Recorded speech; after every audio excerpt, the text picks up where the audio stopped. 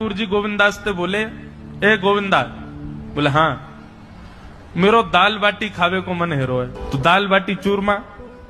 ठाकुर जी बोले, ए गोविंदा, ऐसे ही बोलते थे, बोले मोए दाल बाटी खानी है।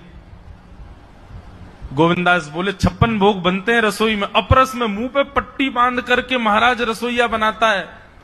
अपरस में यमुना जी का जल आता है वहां से, वृंदावन से, उसके जल में सुंदर प्रसादी बनती है। इतने सुंदर शुद्ध भोजन को छोड़ के यूं कह रहे दाल बाटी खानी है।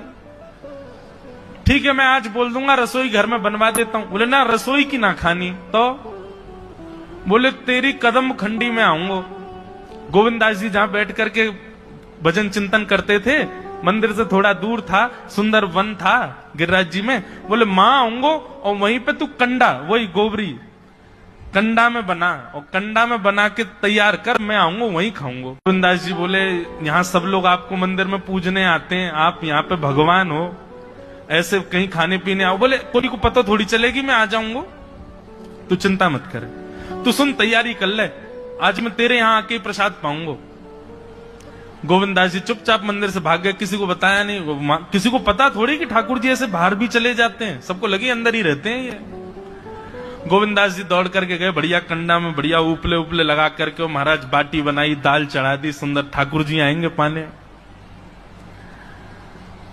एक पंथ दो काज, ठाकुर जी को दो लीलाएं एक साथ करनी थी। एक तो गोविंददास के संग सुख लेना है, और एक झाड़ू लगाने वाला गिरिराज जी की तलहटी में झाड़ू लगाता था, उसको मंदिर में प्रवेश नहीं करने देते थे लोग।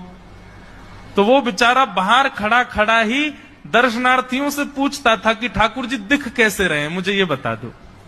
दर्शनार्थी आकर के बताते थे नीली ठाकुर जी ने बाघा पहना है, गले में मोतियों की माला है, मकराकृत कुंडल है, ऐसा टिपारा ठाकुर जी के सिर पर रखा है और ऐसा ठाकुर जी का श्रृंगार है।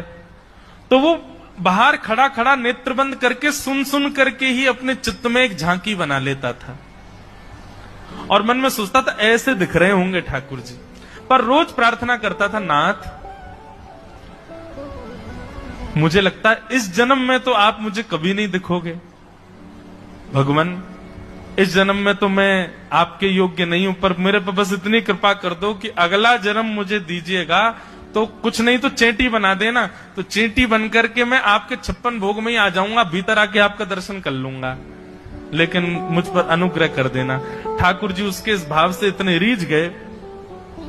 गोविंददास को बोला था कि दाल बाटी खाने आएंगे, अब मंदिर बंद करके सब तो चले गए वहां से, सब लोग भोजनालय में भोजन प्रसाद पाने लगे। ठाकुर जी